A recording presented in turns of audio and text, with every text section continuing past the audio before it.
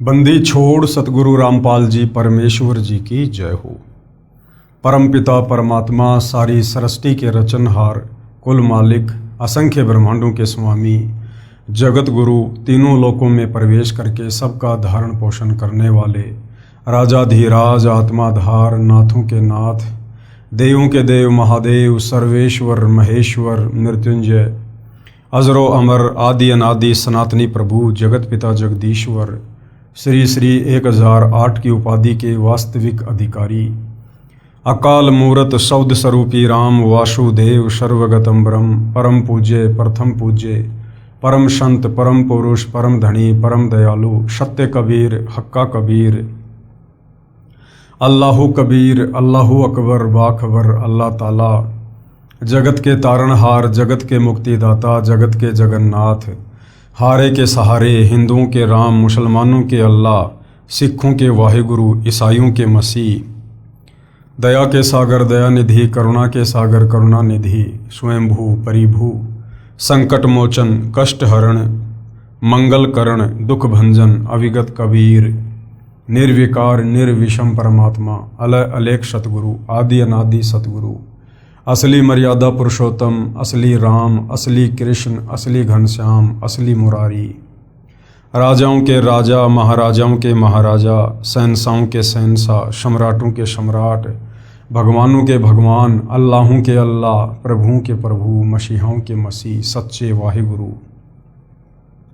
बाबाओं के बाबा, पीरों के पीर, सेठों के सेठ, जगत सेठ, सावड़सा सेठ, सर्वगुण संपन्न, अनंत कोटि कलाओं के स्वामी, अनंत कोटि ब्रह्मांडों के नायक, योगियों में महायोगी, ध्यानियों में महाध्यानी, सिद्धों में परम सिद्ध, ज्ञानियों में तत्व ज्ञानी, ब्रह्म ज्ञानी, महाज्ञानी, परम ज्ञानी, सर्वश्रेष्ठ ज्ञानी, विज्ञानी, युवा कबीर, समरथ कबीर, असमवात, अमित ओजा, सच्चे रहनुमा, करीम अल्लाह, सुभान अल्लाह, दुनिया के अंतिम पैगंबर, 8 सितंबर 1951 से गांव धनाना, जिला सोनीपत, हरियाणा, भारतवर्ष की पावन भूमि पे प्रकट रियल कल की भगवान श्री नारायण साकार हरि, श्री बाबा साहेब, नूर अनंत परमात्मा, सच्चे दरवेश, सच्चे बाखबर, संत श्रोमणी सतगुरु रामपाल जी परमेश्वर जी के चरण कमल में आप और हम सभी भाई बहनों का अनंत कोटि दंडवत प्रणाम। सत्साई भाई और बहनों, बहुत बड़ी दया, बहुत बड़ी मेहर पूज्य गुरुदेव भगवान की, परमेश्वर रामपाल जी की, जिनके शुभ आशीर्वाद से, विशेष आशीर्वाद से, उन्हीं के सत्संगों के संग्रह के ऊपर बन चुकी पवित्र आध्यात्मिक पुस्तक कबीर बड़ा या कृष्ण के ऊपर वीडियो बनाने की श्रृंखला जारी है। इसी श्रृंखला में आज हमारा ये 26वें नंबर का वीडियो है। इस पवित्र पुस्तक कबीर बड़ा या कृष्ण के प्रत्येक वीडियो से विशेषकर हिंदू समाज से जुड़े भाई बहनों को अध्यात्म के विषय में, भक्ति और भगवान के विषय में बहुत कुछ जानने और समझने को मिल रहा है। भाई और बहनों, वर्तमान में इस पवित्र पुस्तक पर हमारा जो टॉपिक चल रहा है वो है जनता की अदालत। जनता की अदालत में जज खुद जनता को बनाया गया है, क्योंकि जनता शिक्षित है, एजुकेटेड है, अपनी आंखों से अपने ही धर्म ग्रंथों में लिखी हुई सच्चाई को सुनकर, देखकर, पढ़कर भली भांति निर्णय कर सकती है। मुद्दा क्या चल रहा है? कबीर बड़ा या कृष्ण, यानी सुप्रीम गॉड कौन है, सर्वशक्तिमान प्रभु कौन है।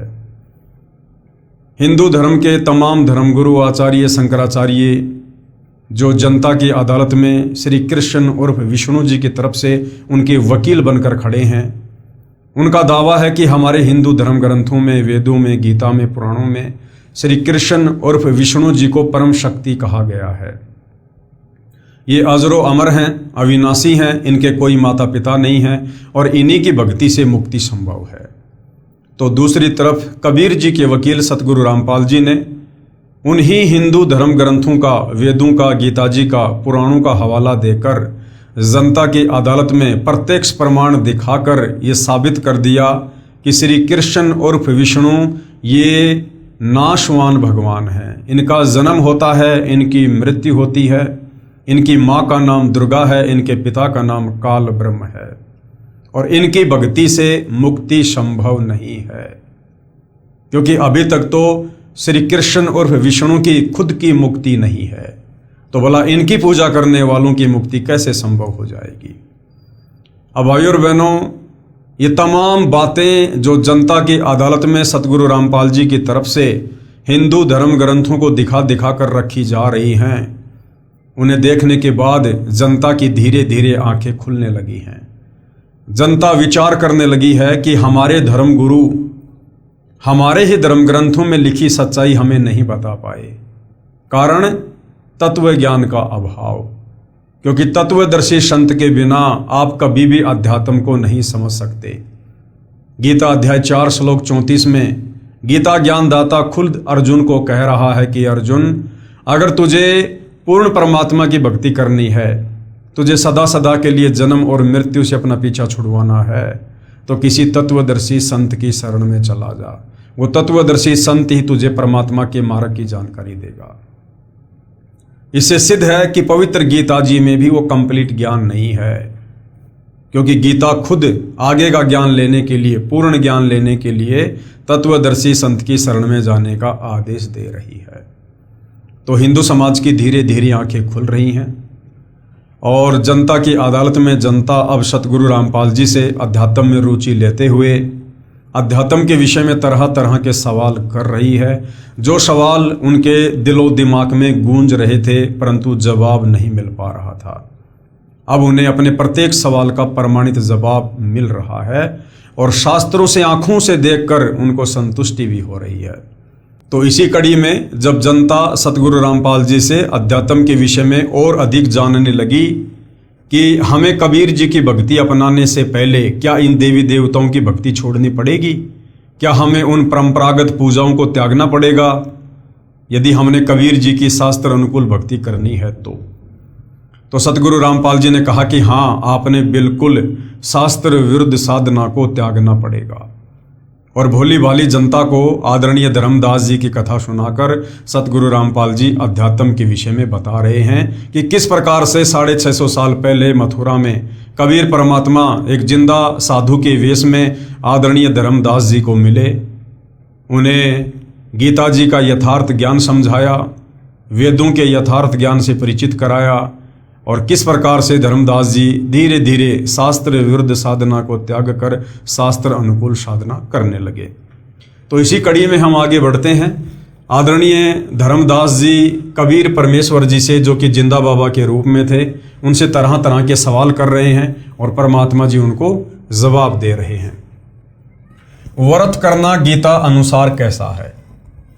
परमेश्वर यानी जिंदा साधु के रूप में बोले कि हे धर्मदास, आप एकादशी का व्रत करते हो। श्रीमद् भगवत गीता अध्याय 6 श्लोक 16 में मना किया है कि हे अर्जुन, ये योग यानी भक्ति न तो अधिक खाने वाले का और न ही बिल्कुल न खाने वाले का, अर्थात ये भक्ति न ही व्रत रखने वाले, न अधिक सोने वाले की तथा न अधिक जागने वाले की सफल होती है। इस श्लोक में व्रत रखना पूर्ण रूप से मना है। क्या लिखा है? न ही बिल्कुल न खाने वाले की भक्ति भी सफल नहीं होती है। अर्थात बिल्कुल ना खाना, इसका मतलब व्रत करना। तो हमारी गीता जी अध्याय 6 श्लोक 16 मना कर रही है कि व्रत रखने वालों की भक्ति कभी सफल नहीं हो सकती, जबकि धर्मदास जी एकादशी का व्रत रखा करते थे। इस श्लोक में व्रत रखना पूर्ण रूप से मना है। देख अपनी गीता खोलकर, जिंदा रूप में परमात्मा धर्मदास जी को कह रहे हैं कि देख अपनी गीता खोलकर। धर्मदास जी को गीता के श्लोक याद भी थे, क्योंकि प्रतिदिन पाठ किया करता था। फिर भी सोचा कि कहीं जिंदा संत नाराज ना हो जाए, इसलिए गीता खोलकर अध्याय 6 श्लोक 16 पढ़ा तथा स्वीकारा कि आपने मेरी आंखें खोल दी जिंदा, आप तो परमात्मा के स्वरूप लगते हो। अब देखिए भाइयों और बहनों, ये वही गीता जी अध्याय 6 श्लोक नंबर 16 है जो आदरणीय धर्मदास जी ने अपनी आंखों से खोलकर देखा। और यही गीता अध्याय 6 श्लोक 16 अब जनता की अदालत में सतगुरु रामपाल जी जनता को दिखा रहे हैं ताकि उन्हें भी विश्वास हो। पेश है फोटोकॉपी गीता अध्याय 6 श्लोक 16 की। ये श्लोक भाई और बहनों आप जियों के सामने है। न अति अश्नतः तू योग है अस्ति न च एकांतम ऐन सतः न च अति सौपनशीलस्य जागृत न एवं च अर्जुन। इसका यहाँ पर हिंदी अनुवाद किया हुआ है। हे अर्जुन, यह योग, योग यानी भक्ति, न तो बहुत खाने वाले का, यानी जो बहुत ज़्यादा खाना खाता है, बार बार खाता है, पेट भरा भरा रहता है, ज़्यादा अन्न खाने से वासना प्रबल होती है, नींद आती है, आलस्य आता है। तो ये जो भक्ति है, जो योग है, जो मुक्ति का जो मार्ग है, शास्त्र अनुकूल साधना है, बहुत ज़्यादा भोजन खाने वाले की भी सफल नहीं होती है। और न बिल्कुल न खाने वाले का, और जो बिल्कुल भोजन नहीं करता यानी जो व्रत करता है, उसकी भी भक्ति सफल नहीं होती। व्रत रखना यानी बिल्कुल भी ना खाना, बिल्कुल भी खाना नहीं खाएंगे तो क्या होगा, हमारा शरीर अंदर से बार बार भोजन की डिमांड करेगा।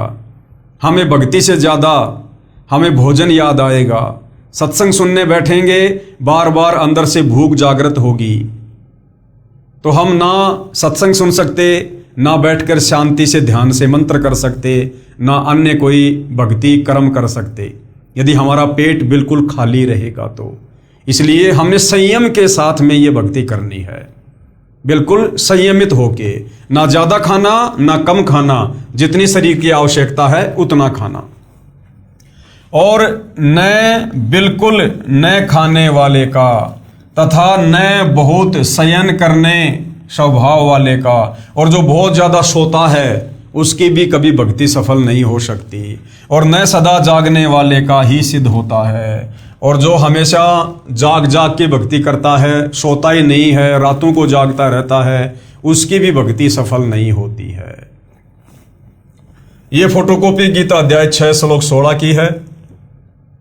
गीता प्रेस गोरखपुर से प्रकाशित तथा श्री जय दयाल गोविंदका द्वारा अनुवादित है। इसमें स्पष्ट कहा है कि योग यानी साधना उनकी सफल नहीं होती जो बिल्कुल कुछ नहीं खाते यानी व्रत रखते हैं। श्राद्ध पिंडदान गीता अनुसार कैसा है? अब व्रत के विषय में तो पता चल गया कि गीता जी तो व्रत करने के लिए मना कर रही है। व्रत करने वाले कभी भी भक्ति सफल नहीं कर सकते, कभी भी उनकी मुक्ति नहीं हो सकती। अब आगे परमात्मा धर्मदास जी को समझा रहे हैं कि तुम जो ये श्राद्ध निकालते हो, जो पिंड दान करते हो, इन नादान धर्म गुरुओं के कहने पर जो तुम भूत पूजा कर रहे हो, ये गीता जी के अनुसार कैसी है? आप श्राद्ध व पिंडदान करते हो, गीता अध्याय 9 श्लोक 25 में स्पष्ट किया है कि भूत पूजने वाले भूतों को प्राप्त होंगे। ये जो श्राद्ध निकालते हैं, पिंड दान करते हैं, ये भूत पूजा में आता है। और गीता जी अध्याय 9 श्लोक 25 मना कर रहा है कि भूत पूजने वाले भूत बनेंगे, यानी अपने पूर्वजों के पास उस पितृ योनि में जाएंगे, भूत योनि में जाएंगे।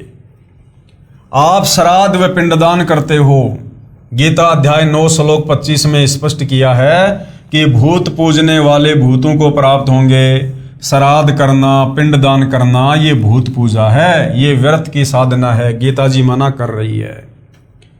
श्राद्ध पिंडदान के प्रति रुचि ऋषि का वेद मत।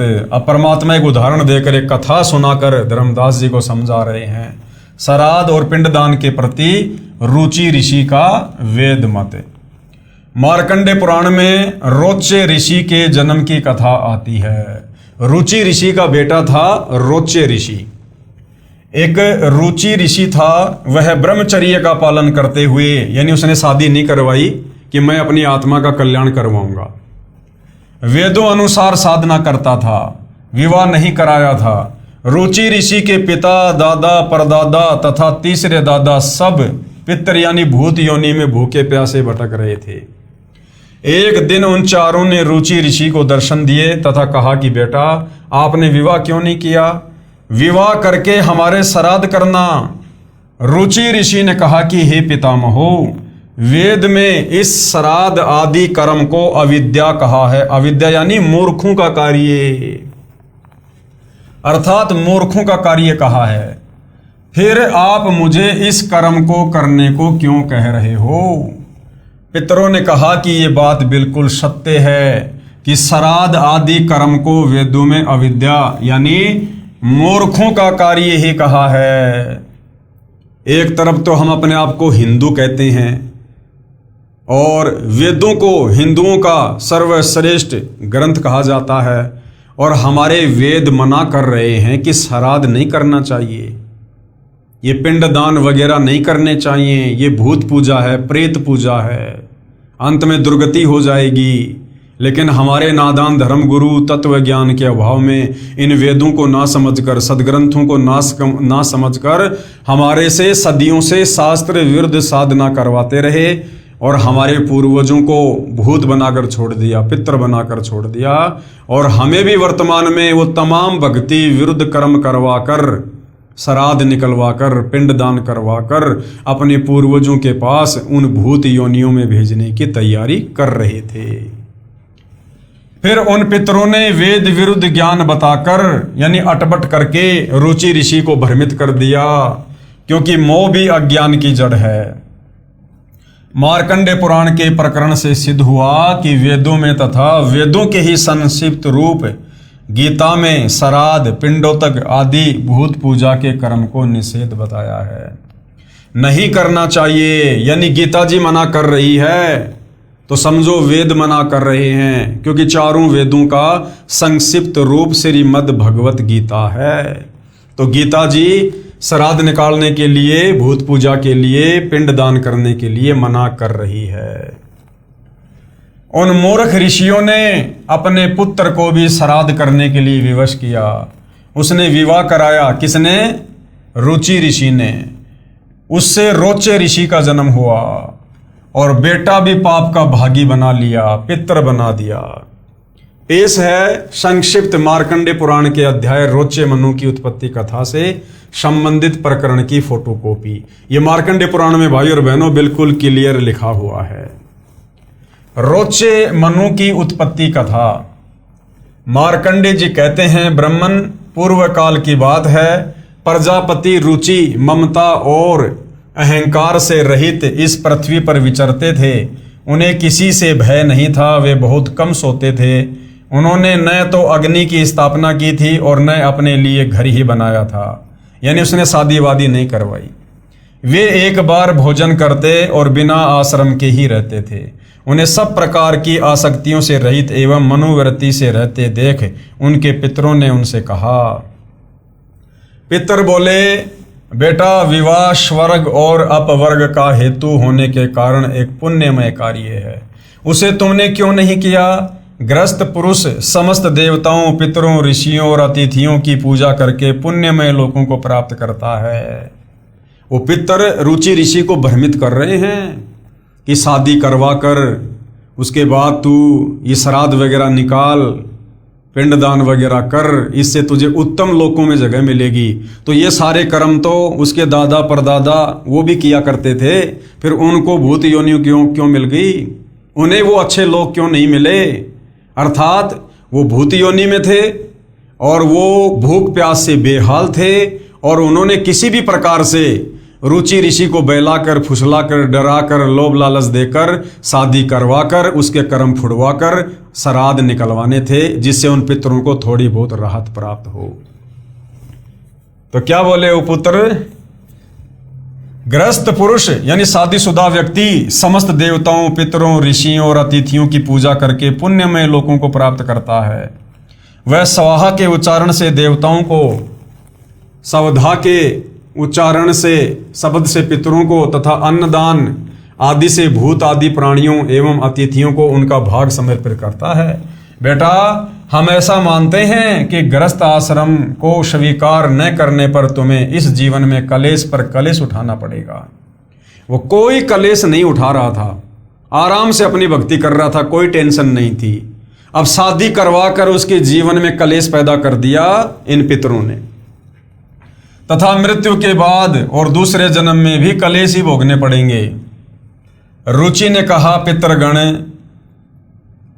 परिग्रह मात्र ही अत्यंत दुख एवं पाप का कारण होता है।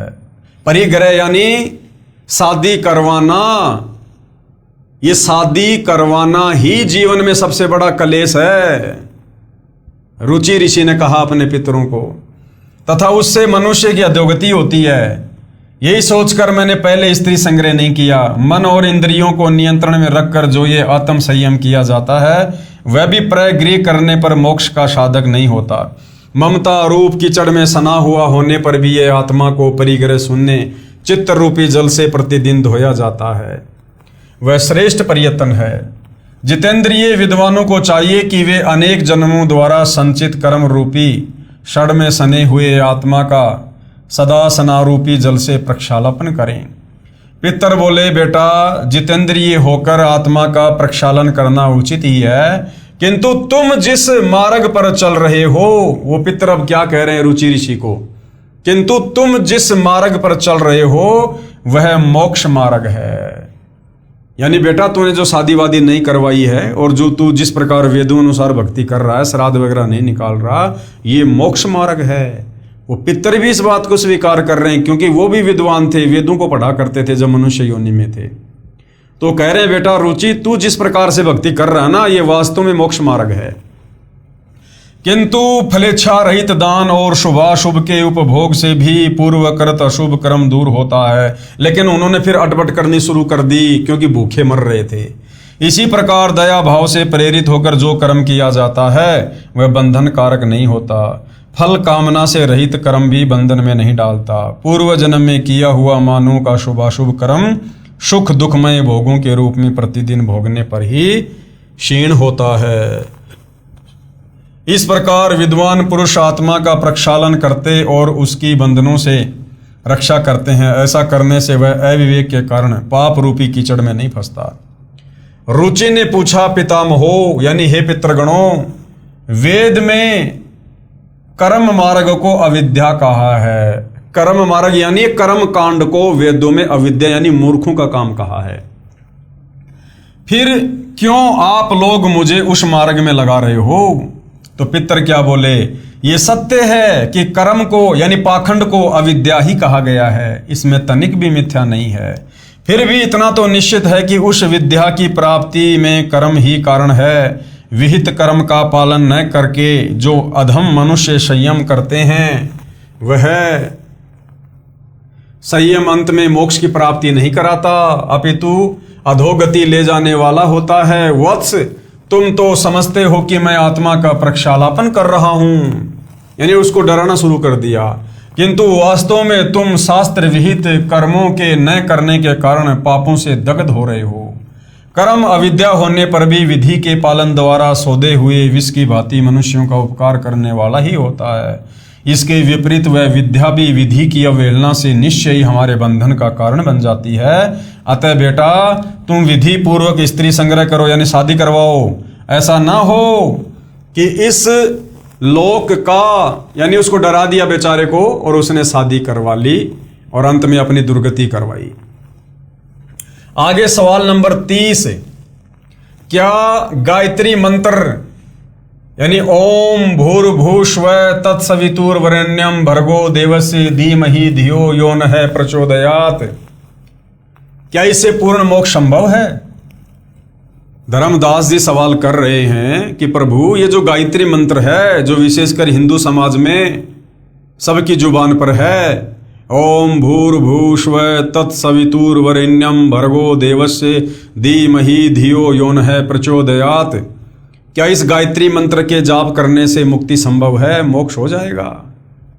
तो परमात्मा जी कह रहे हैं, धर्मदास इन नादान धर्म गुरुओं ने यजुर्वेद अध्याय 36 मंत्र 3 का केवल एक मंत्र समाज को रट्टा लगवा दिया और इस मंत्र में भी इन्होंने जबरदस्ती ओम शब्द जोड़ दिया, जबकि वेद के मूल मंत्र में ओम शब्द नहीं है। इन नादान धर्म गुरुओं ने ओम शब्द लगाकर परमात्मा की अवहेलना की है।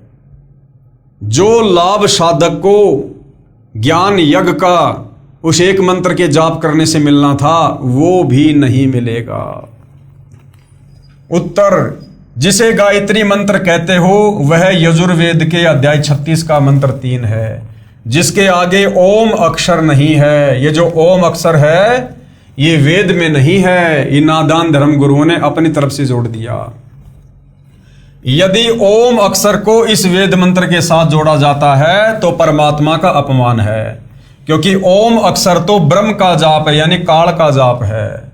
यजुर्वेद अध्याय 36 मंत्र 3 में परम अक्षर ब्रह्म की महिमा है। यदि कोई अज्ञानी व्यक्ति पत्र तो लिख रहा है प्रधानमंत्री को और लिख रहा है सेवा में श्रीमान मुख्यमंत्री जी, तो वह प्रधानमंत्री का अपमान कर रहा है।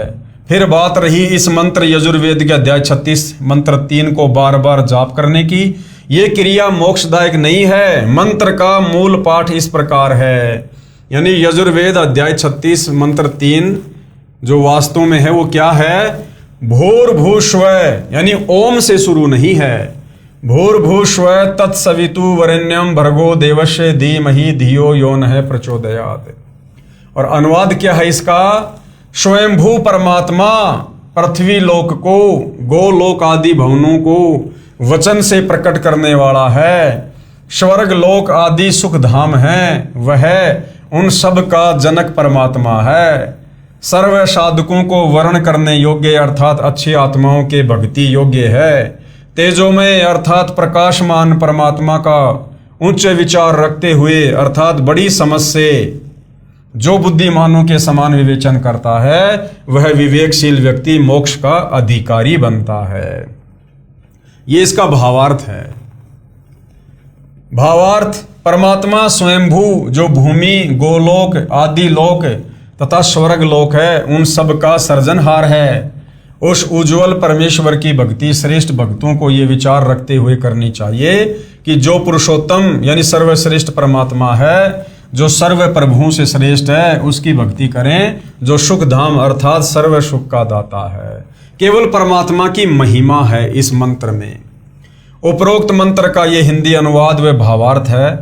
इसकी संस्कृत या हिंदी अनुवाद को पढ़ते रहने से मोक्ष नहीं है, क्योंकि यह तो परमात्मा की महिमा का एक अंश है। अर्थात हजारों वेद मंत्रों में से यजुर्वेद अध्याय 36 का मंत्र संख्या 3 केवल एक मंत्र है। यदि कोई चारों वेदों को भी पढ़ता रहे तो भी मोक्ष नहीं है। मोक्ष होगा वेदों में वर्णित ज्ञान के अनुसार भक्ति क्रिया करने से। उदाहरण, बिजली की महिमा है कि बिजली अंधेरे को उजाले में बदल देती है। बिजली ट्यूबवेल चलाती है जिससे फसल की सिंचाई होती है। बिजली आटा पीसती है, आदि आदि बहुत से गुण बिजली के लिखे हैं। यदि कोई व्यक्ति प्रतिदिन बिजली के गुणों का पाठ करता रहे तो उसे बिजली का लाभ प्राप्त नहीं होगा। लाभ प्राप्त होगा बिजली का कनेक्शन लेने से। कनेक्शन कैसे प्राप्त हो सकता है? उस विधि को प्राप्त करके फिर बिजली के गुणों का लाभ प्राप्त हो सकता है। केवल बिजली की महिमा को गाने मात्र से नहीं, इसी प्रकार वेद मंत्रों में अर्थात श्रीमद् भगवत गीता जो चारों वेदों का सार है, उसमें मोक्ष प्राप्ति के लिए जो ज्ञान कहा है, उसके अनुसार आचरण करने से मोक्ष लाभ अर्थात परमेश्वर प्राप्ति होती है। आगे धर्मदास जी ने फिर परमात्मा जी से प्रश्न किया। प्रश्न धर्मदास जी का, हे जिंदा, मुझे तो ये भी ज्ञान नहीं है कि गीता में मोक्ष प्राप्ति का ज्ञान कौन सा है। मैंने गीता को पढ़ा है परंतु समझा नहीं। हमारे धर्म गुरुओं ने जो भक्ति बताई उसे श्रद्धा से करते आ रहे हैं। वर्षों से चला आ रहा भक्ति का शास्त्र विरुद्ध प्रचलन सर्व भक्तों को सत्य लग रहा है। क्या गीता में लिखी भक्ति विधि पर्याप्त है? तो परमेश्वर जी ने क्या जवाब दिया? उत्तर जिंदा बाबा का, गीता में केवल ब्रह्म स्तर की भक्ति विधि लिखी है, यानी केवल इस काल ब्रह्म ज्योति निरंजन तक की भक्ति है। पूर्ण मोक्ष के लिए परम अक्षर ब्रह्म की भक्ति करनी होगी। गीता में पूर्ण विधि नहीं है, केवल संकेत है। जैसे गीता अध्याय 17 श्लोक 23 में कहा है कि सच्चिदानंद घन ब्रह्म अर्थात परम अक्षर ब्रह्म की प्राप्ति के लिए ओम तत् सत इस मंत्र का निर्देश है। इसके सुमरण की विधि 3 प्रकार से है। इस मंत्र में ओम तो क्षर पुरुष अर्थात इस ब्रह्म का मंत्र तो स्पष्ट है, परंतु परब्रह्म अक्षर पुरुष का मंत्र तत् है, यानी सांकेतिक है, जो सांकेतिक है। उपदेशी को तत्वदर्शी संत बताएगा। यानी वर्तमान में सतगुरु रामपाल जी बताते हैं जो भगत सतनाम प्राप्त करता है। और तीसरा जो सत है ओम तत् सत में, ये मंत्र पूर्ण ब्रह्म यानी परम अक्षर ब्रह्म का है, ये भी सांकेतिक है। इसको भी तत्वदर्शी संत उपदेशी को बताता है।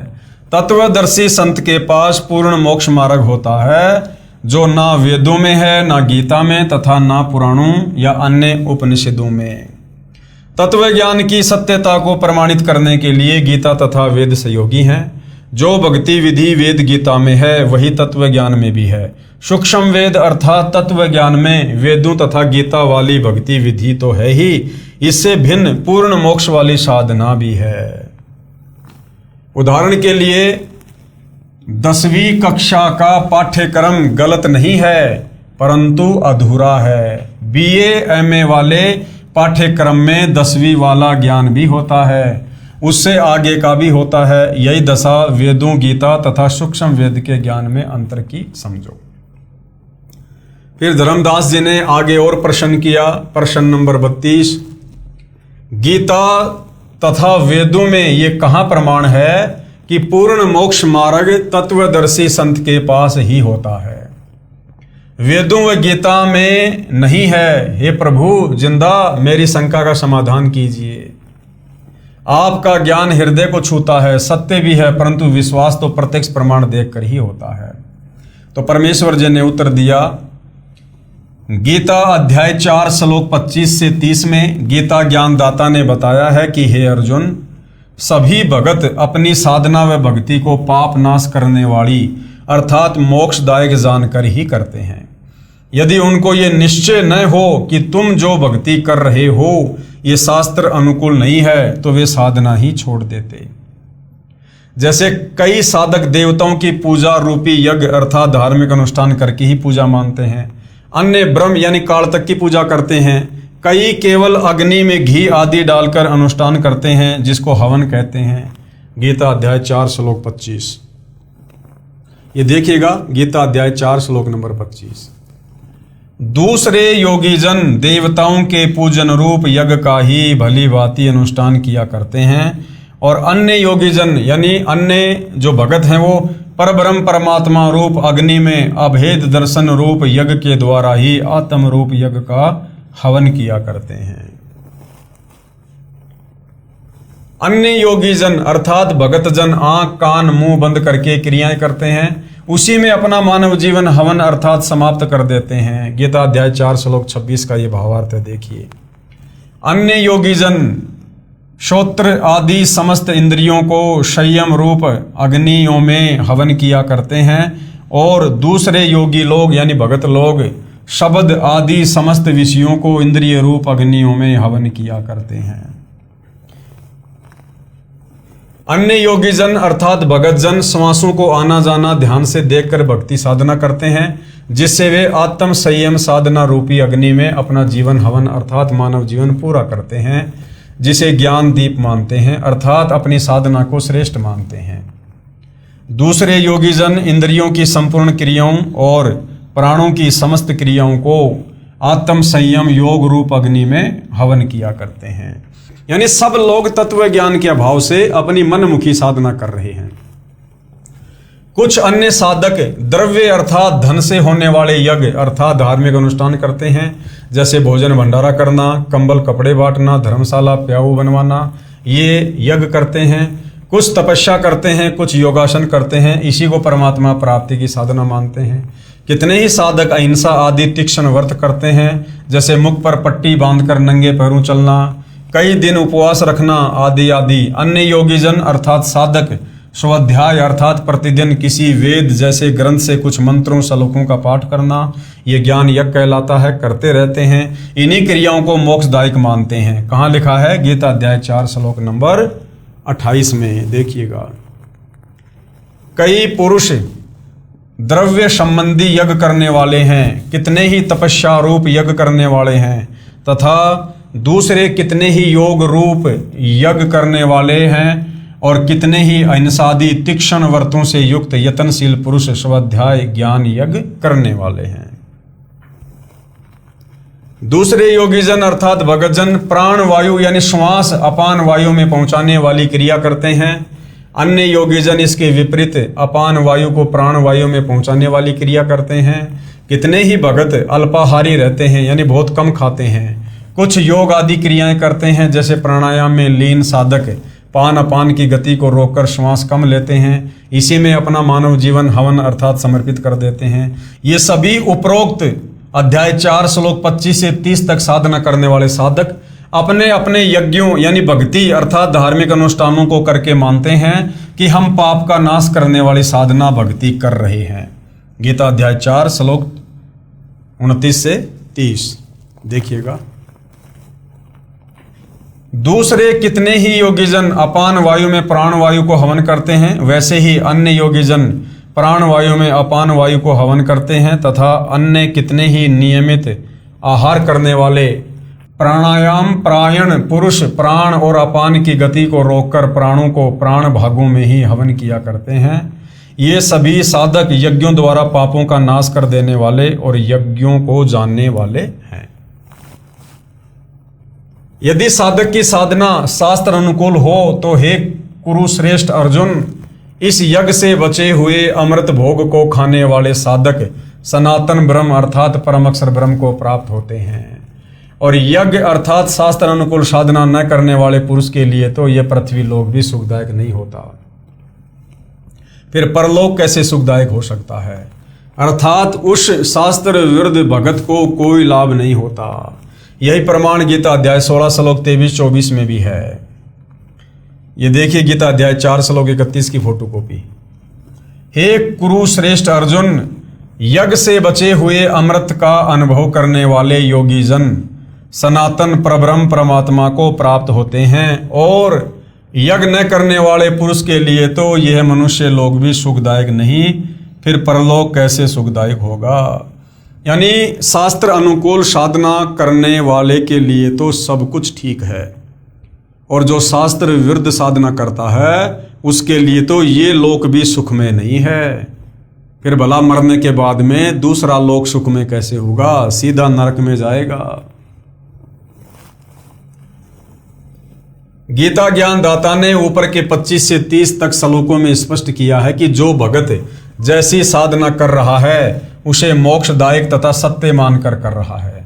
परंतु गीता अध्याय 4 के ही श्लोक 32 में बताया कि यज्ञों अर्थात धार्मिक अनुष्ठानों का यथार्थ ज्ञान ब्रह्मण मुखे यानी परम अक्षर ब्रह्म स्वयं अपने मुख कमल से बोलकर देता है।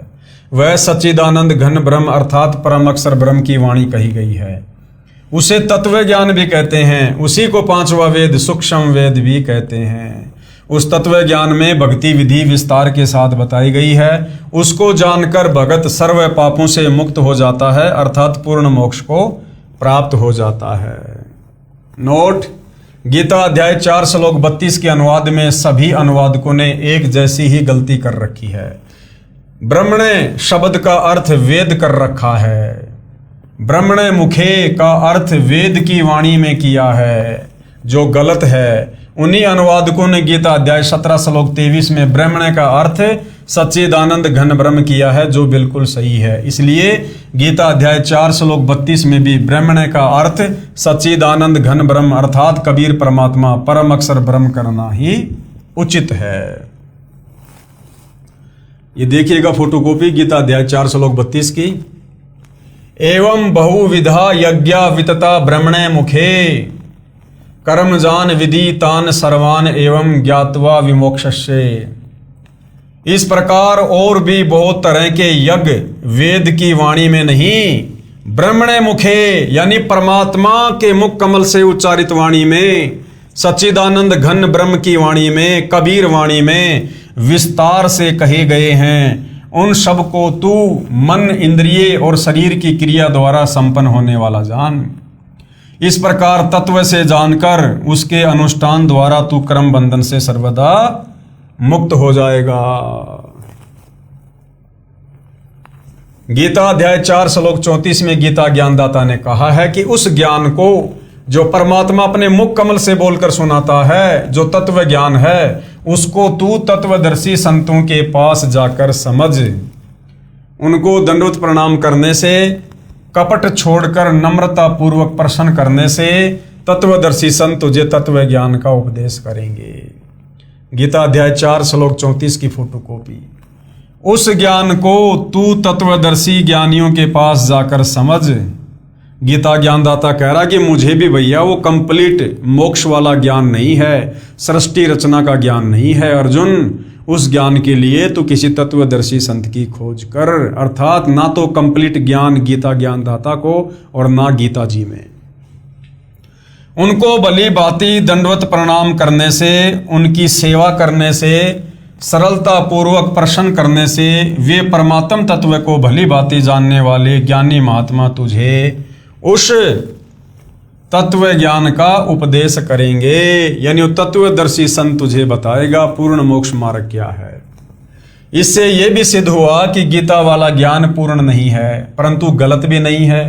गीता ज्ञान दाता को भी पूर्ण मोक्ष मार्ग का ज्ञान नहीं, क्योंकि तत्व ज्ञान की जानकारी गीता ज्ञान दाता को नहीं है। जो परमात्मा यानी परम अक्षर ब्रह्म ने अपने मुख कमल से बोला होता है, उसको तत्वदर्शी संतों से जानने के लिए कहा है। यही प्रमाण यजुर्वेद अध्याय 40 मंत्र 10 में भी है। कहा है कि परम अक्षर ब्रह्म को कोई तो समवात अर्थात रामकृष्ण की तरह उत्पन्न होने वाला साकार कहते हैं, कोई असमवात अर्थात परमात्मा उत्पन्न नहीं होता, वह निराकार है। परमेश्वर उत्पन्न होता है या नहीं उत्पन्न होता, वास्तव में कैसा है ये ज्ञान कौन बताएगा? धीराणाम यानी तत्वदर्शी संत बताते हैं, उनसे पूछो कि परमात्मा जन्म लेता है या नहीं लेता है, ये कौन बताएगा? तत्वदर्शी संत। अब भाई परमात्मा जन्म लेता है या नहीं लेता है, ये परमात्मा के अलावा दूसरा कौन बता सकता है? तो तत्वदर्शी संत की भूमिका निभाने के लिए खुद परमात्मा ही आते हैं। प्रश्न नंबर 33 धर्मदास जी का सवाल है, प्रभु हे जिंदा तत्वदर्शी संत की क्या पहचान है तथा प्रमाणित सदग्रंथों में कहां प्रमाण है? आपका ज्ञान आत्मा के आर पार हो रहा है।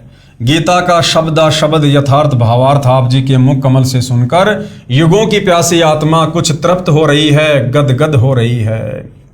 तो कबीर परमेश्वर जो जिंदा बाबा के रूप में थे, उन्होंने तत्वदर्शी संत की क्या पहचान बताई और कहाँ लिखी हुई है? उत्तर जिंदा परमेश्वर जी का।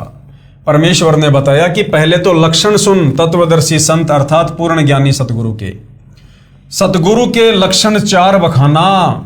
प्रथम वेद शास्त्र को ज्ञाना, दूजे हरि भक्ति मन कर्म बानी, तीसरे समदृष्टि कर जानी, चौथे वेद विधि सब कर्मा, ये 4 गुरु गुण जानो मरमा।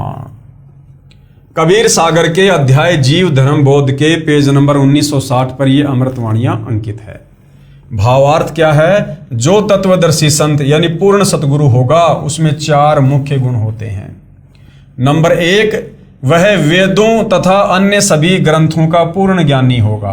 तो वर्तमान में इस धरती पर सतगुरु रामपाल जी के अलावा ना तो कोई तत्वदर्शी संत है, ना कोई इस विश्व के सभी सदग्रंथों का ज्ञाता है। तो पहला लक्षण भी वर्तमान में सतगुरु रामपाल जी पर ही फिट होता है। दूसरा लक्षण, दूसरे वह परमात्मा की भक्ति मन कर्म वचन से स्वयं करता है, केवल वक्ता वक्ता नहीं होता, उसकी करनी और कथनी में अंतर नहीं होता। तो भाई सन 1994 से लेकर और 10 अप्रैल 2026 तक सतगुरु रामपाल जी ने जो भी वचन फरमाए हैं आप उनको मिलान करके देख सकते हो, आपको उनकी करनी और कथनी में कोई अंतर नहीं मिलेगा। तो दूसरा लक्षण भी सतगुरु रामपाल जी पर ही सेट होता है। 3, वह सर्व अनुयायियों को समान दृष्टि से देखता है, ऊंच नीच का भेद नहीं करता। सतगुरु रामपाल जी का नारा है, जीव हमारी जाति है, मानव धर्म हमारा, हिंदू मुस्लिम सिख ईसाई धर्म नहीं कोई न्यारा। आज यदि सर्व समाज को समान रूप से समदृष्टि रूप से देखते हुए यदि कोई प्यार दे रहा है, यदि कोई ज्ञान दे रहा है, तो केवल एकमात्र सतगुरु रामपाल जी हैं। तो तीसरा लक्षण भी सतगुरु रामपाल जी पर ही सेट होता है। चौथा लक्षण क्या है? चौथे, वह सर्व भक्ति कर्म वेदों के अनुसार करता तथा करवाता है।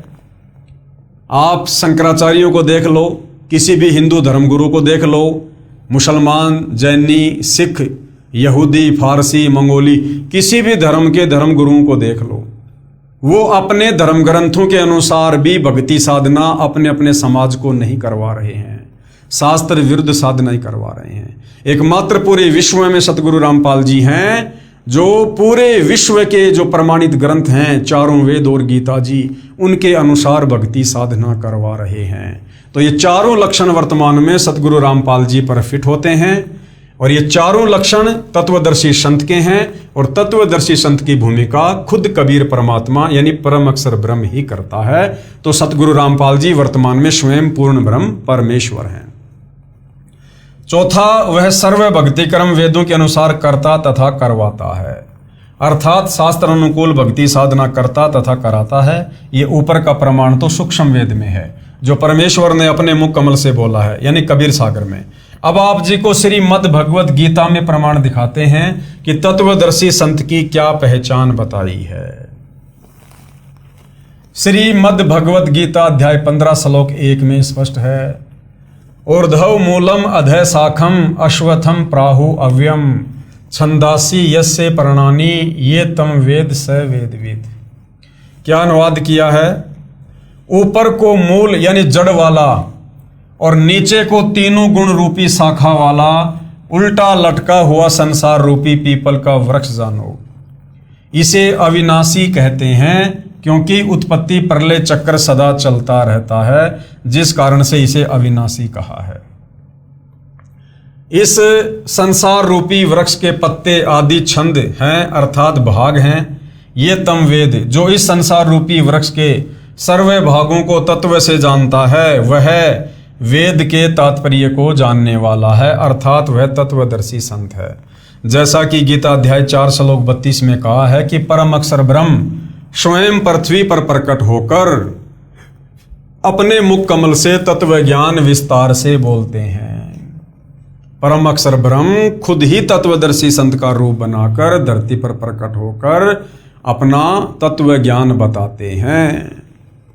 परमेश्वर ने अपनी वाणी में अर्थात तत्व ज्ञान में बताया है, कबीर अक्षर पुरुष एक पेड़ है, क्षर पुरुष यानी निरंजन वा की डार और तीनों देवा यानी ब्रह्मा विष्णु महेश शाखा हैं और पात रूप संसार।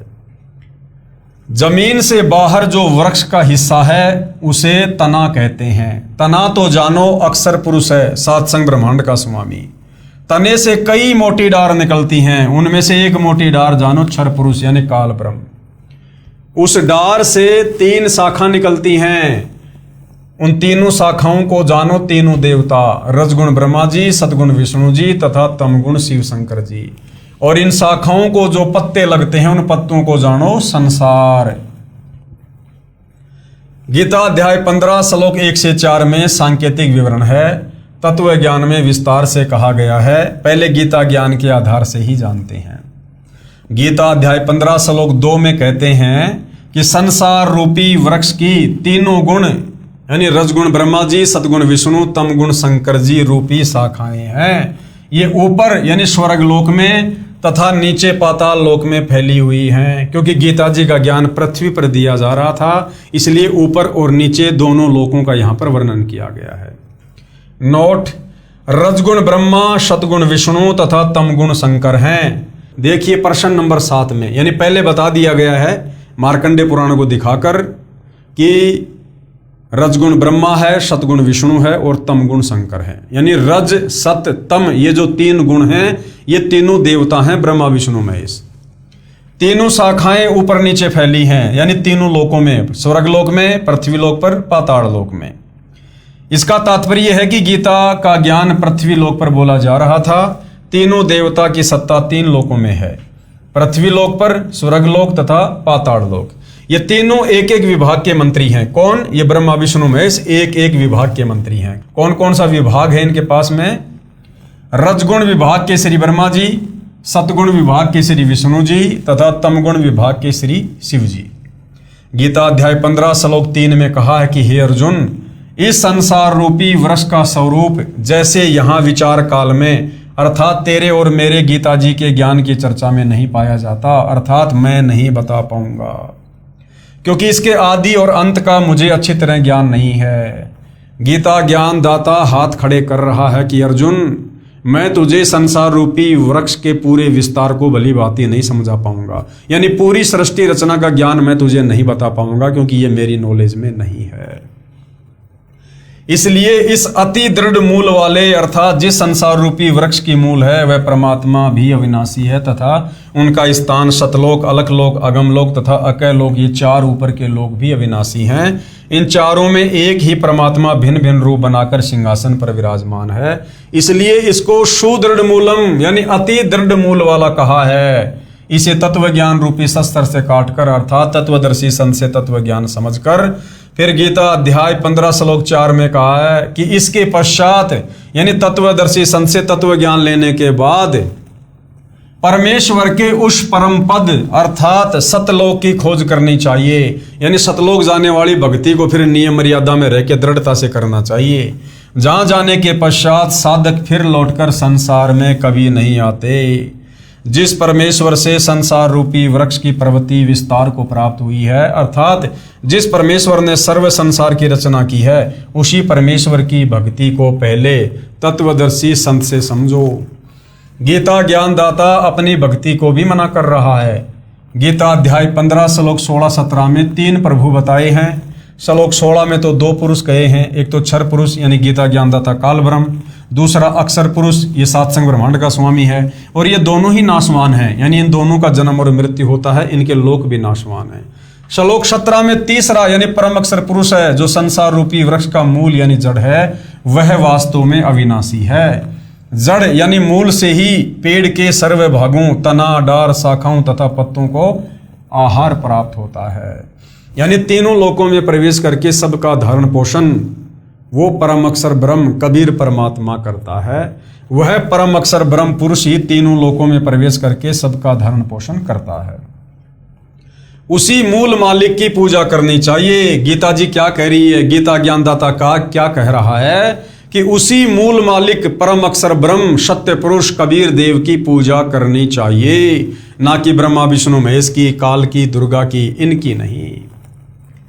इस विवरण में तत्वदर्शी संत की पहचान तथा गीता ज्ञानदाता की अल्पज्ञता अर्थात तत्व ज्ञानहीनता स्पष्ट दिखाई दे रही है। ये देखिएगा भाई और बहनों, वो उल्टा लटका हुआ संसार रूपी पेड़ है जो गीता अध्याय 15 श्लोक 1 से 4 में वर्णित है कि जो इसकी सही सही व्याख्या करके बता देगा वो तत्वदर्शी संत होगा। तो ये सतगुरु रामपाल जी परमेश्वर जी ने सर्वप्रथम पूरे विश्व में सबसे पहले ये बताया है कि वास्तव में गीता अध्याय 15 श्लोक 1 से 4 का भावार्थ क्या है। ये संसार रूपी उल्टा लटका हुआ वृक्ष है। देखिएगा, इस वृक्ष की जो जड़ है वो जमीन के अंदर है।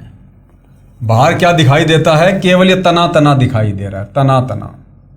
ये तना कौन है, ये 7 संग ब्रह्मांड का स्वामी अक्षर पुरुष है जिसके 7 संग ब्रह्मांड हैं।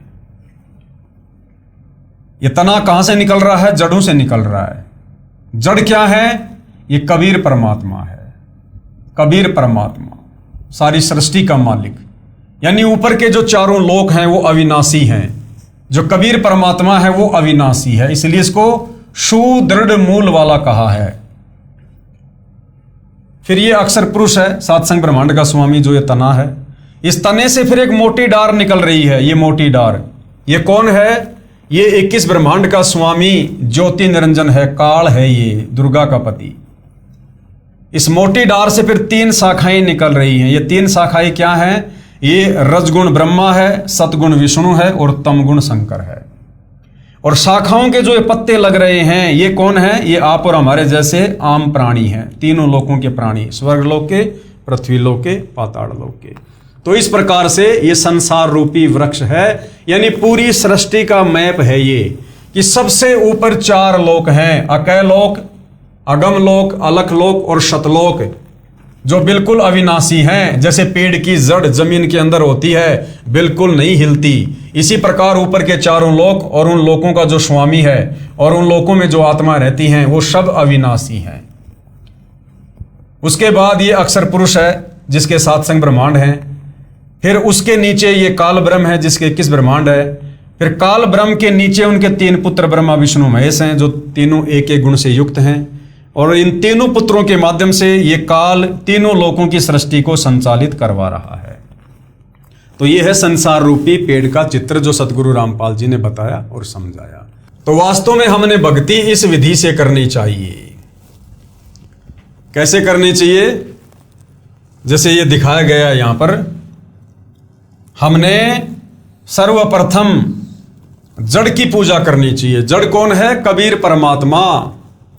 और जब हम जड़ की पूजा करेंगे तो हमारे जो संस्कार बनेंगे धार्मिक यज्ञ करने से, मंत्र करने से, वो हमारे संस्कार कहां जाएंगे?